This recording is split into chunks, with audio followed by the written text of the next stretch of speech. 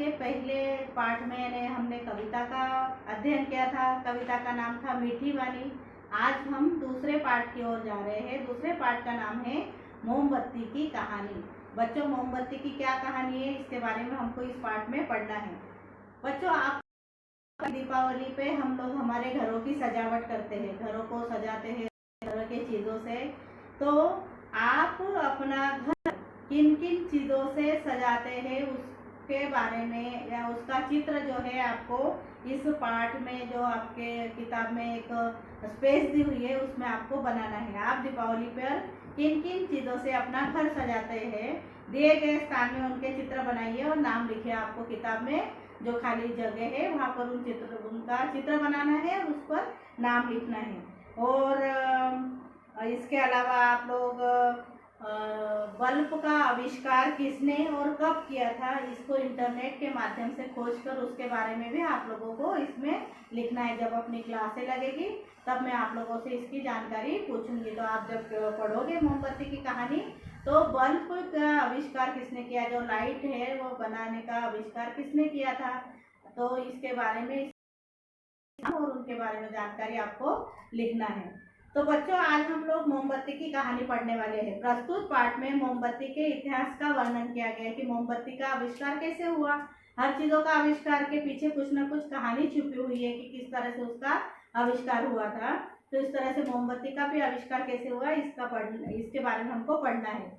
किस प्रकार मोमबत्ती का आविष्कार हुआ। आधुनिक समय में अनेक प्रकार की मोमबत्तियों का निर्माण भी हुआ है। पहले मोमबत्ती अलग टाइप की बनती थी, पर आज अगर हम मोमबत्तियां देखते हैं तो एक से एक आकर्षक ढंग में मोमबत्तियां हमको नजर आती है, देखकर हमारा मन बड़ा खुश हो जाता है।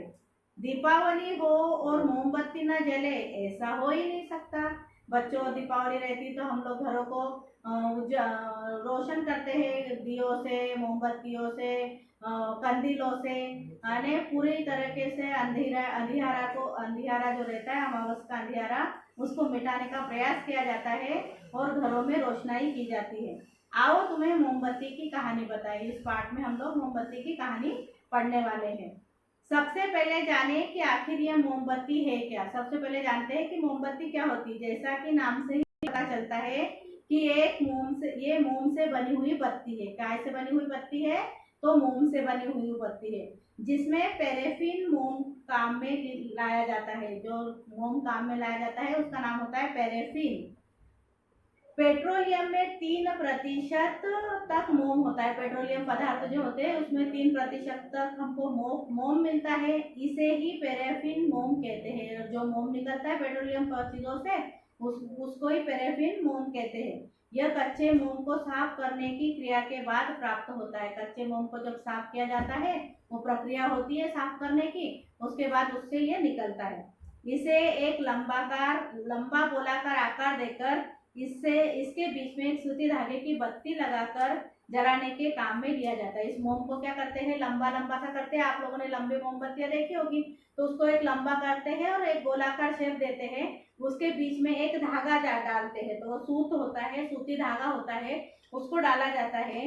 जब वो हम लोग वो मोमबत्ती तैयार हो जाती है तो वो जो धागा है उसको जलाते हैं। उसके बाद वो मोम पिघलता जाता है और उस धागे को रोशन करता जाता है।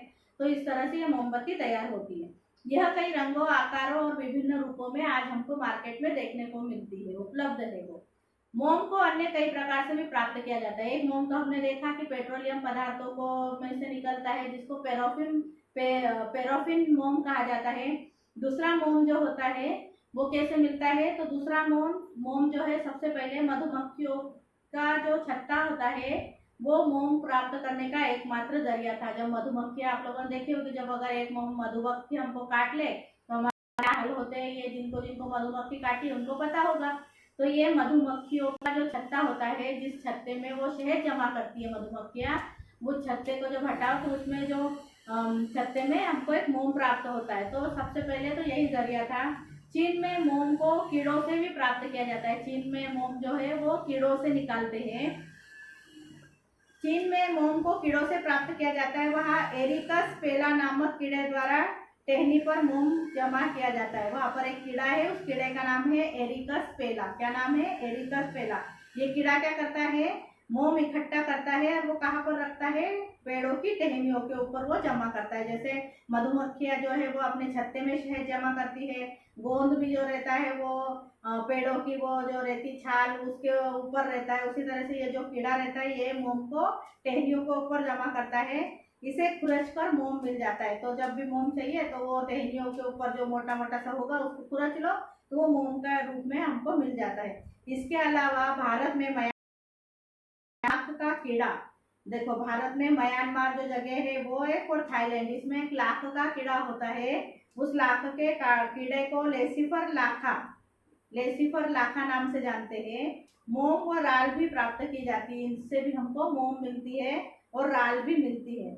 इन्हें शुद्ध करके मोम बनाया जाता है। इन दोनों को जब शुद्ध करते हैं मतलब उनको, जैसे सोने को भी, सोना भी जो होता है ओरिजिनल रूप में नहीं होता है, उसको साफ किया जाता है, हीरे को तराशा जाता है, फिर उसके असली उसमें आता है। उसी तरह से मोम को निकालने के लिए ये जो चीजें रहती है उसमें बहुत सारी चीजें मिली हुई रहती है, उसको साफ किया जाता है, तब हमको मोम प्राप्त होता है। इसके अलावा उत्तर ब्राजील में मोम के कार्नोवा पेड़ से मोम मिल जाता है। तो कहा ब्राजील में कार्नोवा नाम का एक पेड़ है, उसमें से मोम मिलता है। इसके पत्तों से निकलने वाला मोम संसार का सबसे महंगा मोम माना जाता है। इसका ये जो मोम है हमको कहाँ से मिलता है, तो ये सब पेड़ के पत्तों में से मोम प्राप्त होता है, और ये मोम जो है मार्केट में सबसे महंगा बेचा जाता है। और ये सबसे महंगा बिकने वाला मोम जो है वो होता है ब्राजील के कार्नोवा पेड़ से मिलने वाला मोम, जो कठोर होने के साथ ऊंचे तापमान पर भी नहीं पिघलता। मतलब वो कैसा होता है, अपना जब मोमबत्ती अपन देखते हैं वो स्मूथ होती है, अगर अपन नाखूनों से करो तो वो निकलता है ऊपर का उसका, पर ये कैसा होता है, कड़क होता है, टाइट होता है, एकदम कठोर सा होता है। और उसके ऊपर कितना भी बड़ा तापमान हो, मतलब कितनी भी मोटी उसकी बत्ती जला दो ना, फिर भी वो मोम नहीं पिघलता। और हमारी मोमबत्ती की क्या खासियत होती है, जब हम उसको मोमबत्ती को जलाते हैं तो क्या होता है, वो मोम आजू बाजू साइड वाला जो नरम होके वो पिघलने लगता है, पिघल पिघल के नीचे आता है, आप लोगों ने देखा होगा। पर ये जो है ये कितना भी उच्च तापमान क्यों ना हो ये पिघलता नहीं है। इसके अलावा भेल के सिर से, भेल मछली जो होती है उसके सिर से, घास से, भेड़ और जमीन से भी मोम मिलता है। किस किस जगह से मिलता है, भेल मछली से, के सिर से, घास से, घास आपको पता होगी जो जमीन पर उगी रहती है, भेड़, भेड़ जो होती है जिससे ऊन प्राप्त होती है उससे भी मिलता है, और जमीन से भी हमको मोम प्राप्त होता है। मोमबत्ती का इतिहास बहुत पुराना है। अभी ये हो गया हमको मोम कहाँ से मिलता है, अभी इसका इतिहास की, इसकी खोज किसने की, कैसे पता चला कि ये मोम है, इसमें धागा पिरो तो वो जलने लगेगी और उजाला देगी, ये किसने खोज की, तो इसका इतिहास पुराना है। रोचक बात यह है कि प्राचीन समय में 3000 ईस्वी सन पूर्व लोग मोमबत्ती जलाते थे। मतलब मोमबत्ती का आविष्कार अभी अभी नहीं हुआ है, तो 3000 ईस्वी सन पूर्व मोमबत्ती जलाते थे, मतलब इतना पुराना उसका इतिहास है। तब मधुमक्खी का मोम काम में लिया जाता था। कहाँ से लेते थे मोम, तो मधुमक्खी का जो मोम निकलता था छत्ते उसका। ईसा के जन्म के पहले, ईसा है ने वो ईसा मसीहा जिसके नाम से हम लोग क्रिसमस मनाते हैं 25 दिसंबर को, वो ईसा। मिस्र के लोग मम्मी बनाने के लिए मोम का उपयोग किया करते थे। मम्मी आप लोगों ने देखा होगा कि वो जैसे आप लोगों ने अभी भी देखा होंगे कि हमारे जितने भी फिल्म स्टार है वो है, उनकी भी मम्मियाँ बनी हुई है और वो संग्रहालय में रखी हुई है लोगों को देखने के लिए। तो ये मम्मी बनाने का काम जो होता है, मतलब हूबहू पुतला किसी व्यक्ति का, तो उसमें उसका उपयोग किया जा करते थे। साथ ही वे मोम के मॉडल भी बनाया करते थे, मॉडल भी बनाते थे उससे वो। पहली शताब्दी में मोम लगाकर सुगंध फैलाने के प्रमाण फ्रांस में मिले हैं।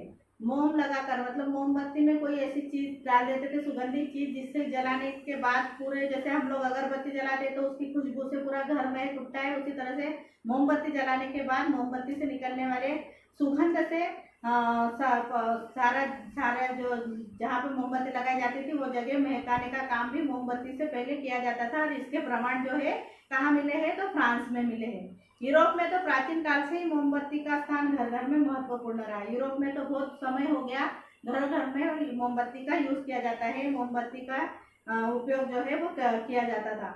19वीं शताब्दी, जब 19वीं शताब्दी आई वहाँ हर घर में गृहिणियाँ खुद मोमबत्ती बनाती थी। ऐसा नहीं कि मार्केट से खरीद के ला रही, तो खुद ही वो बनाती थी और उसका उपयोग करती थी। उस समय वहाँ गाय या भेड़ की चर्बी पिघलाकर उसमें रस्सियाँ लटका दी जाती थी। क्या करते थे, गाय या भेड़ की चर्बी जो रहती थी उसको पिघलाते थे, उसमें मोटी मोटी रस्सियाँ डालते थे और रस्सी को जला देते थे, और इस तरह से मोमबत्ती के रूप में उसको रस्सियों को टांग देते थे और इस तरह से मोमबत्ती के रूप में उसका प्रयोग किया जाता था। इन रस्सियों पर चर्बी जम जाती थी, वो चर्बी जैसे लगा लगा के रखते थे तो वो ऐसे जम जाती थी, टाइट हो जाती थी। उन्हें ठंडी करके फिर से चर्बी में लटका दिया जाता था। जैसे ही वो पिघल के खत्म हो गई, वापस रस्सी को वापस चर्बी में वो करके उसको ठंडा करके लटका दिया जाता था। इस तरह से उसका उपयोग होता था। इस तरह कई बार दोहराने पर रस्सी पर मोटी परत जम जाया करती थी। अब एक बार परत चढ़ाओ, दूसरी बार परत चढ़ाओ, तो ऐसी वो क्या हो जाती थी, मोमबत्ती मोटी हो जाती थी। मतलब उस रस्सी के ऊपर वो जो चर्बी है वो लगाई जाती थी, एक बार, दो बार, तीन बार, तो वो मोटी हो जाती थी और फिर उसका उपयोग किया जाता था। इसे अपनी सुविधा के अनुसार लंबे समय तक उपयोग में लाया जाता था। जब भी उनको जरूरत होती थी उसको जला देते थे और वो उपयोग में लाते थे।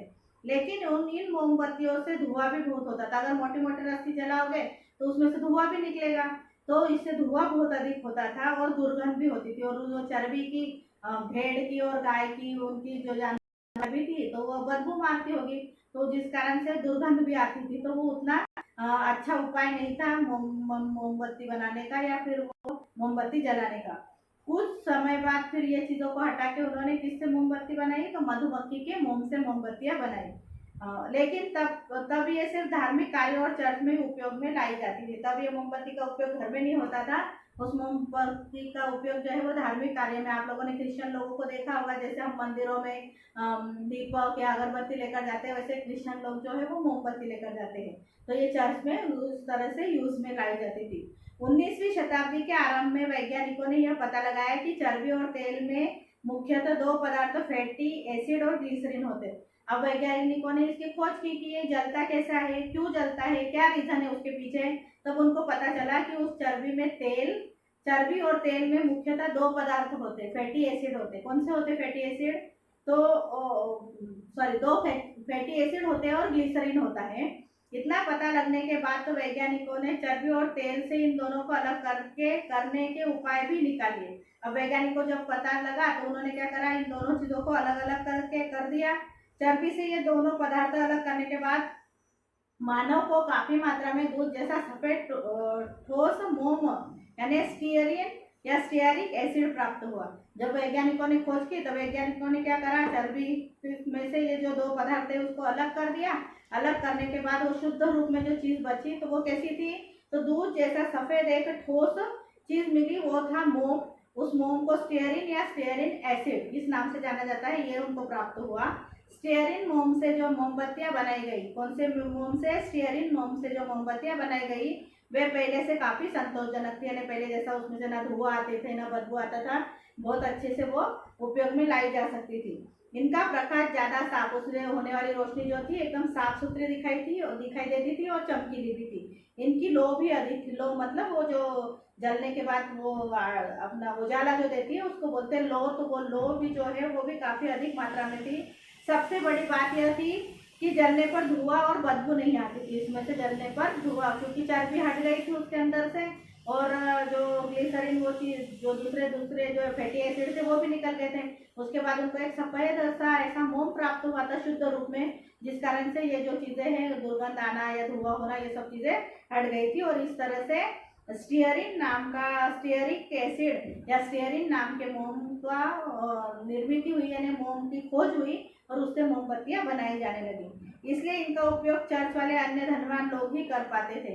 पर ये क्या थी, अब इतना सब चीजें करने में, प्रोसेस करने में काफी खर्चा और समय जाता था।